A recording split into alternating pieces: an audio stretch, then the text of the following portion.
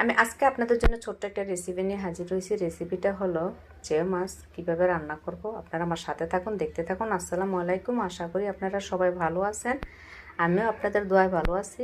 আজকে আমি এখানে চেউ মাছ নিয়েছি, মোটা মোটা বড় বড়। এগুলা নাকি আমাদের নদীর মাছ না, এটা বাজার থেকে নিয়ে আসছি এবং খুবই তাজা ছিল মাছগুলা।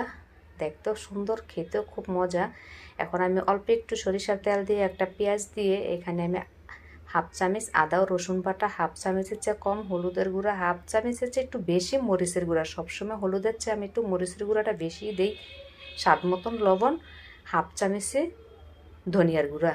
এখান থেকে 5টা কাঁচামরিচ দিয়ে আমি এটা ভালো করে এখন কষাবো। এই কষানোর সাথে আমি একটা আলু ছোট ছোট করে কেটে দিয়ে দিছি।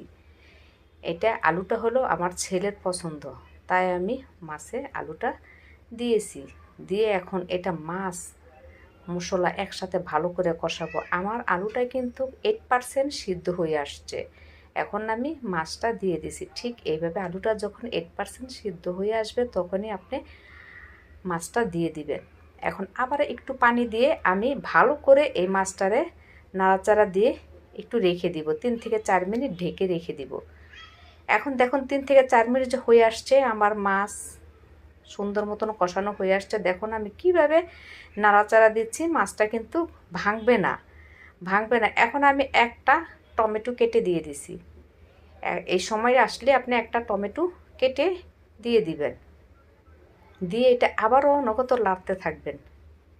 ঠিক এইভাবে এই মাছ বাজার থেকে নিয়ে এসে রান্না করে খেয়ে দেখবেন, খুবই মজা, খুবই মজা।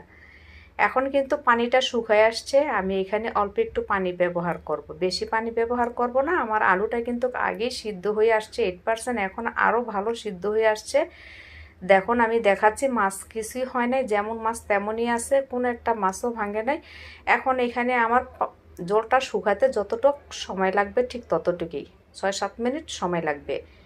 ঠিক এইভাবে একবার হলো আপনারা এই রেসিপিটা রান্না করে খেয়ে দেখবেন। আমার একটা ইউটিউব চ্যানেল আছে, ইউটিউব চ্যানেলে লিঙ্ক দেওয়া আছে, আপনারা অবশ্যই আমার ইউটিউব চ্যানেলটা সাবস্ক্রাইব করে দিবেন। এখন আমার পানিটা শুকায় আসছে, প্রায় হয়ে আসছে। আমি এখন জিরার গুঁড়ি দিয়ে এটা নামিয়ে নিব। নামিয়ে এখন আমি এটা পরিবেশন করব। দেখুন নামিয়ে নিচ্ছে, একদম মাখা মাখা বুনা বুনা হয়েছে, খেতেও খুব মজা। আমার এই রেসিপিটা অবশ্যই আপনারা সেভ করে রাখবেন, রেখে অবশ্যই আপনারা এইভাবে ট্রাই করবেন। সবাই ভালো থাকবেন।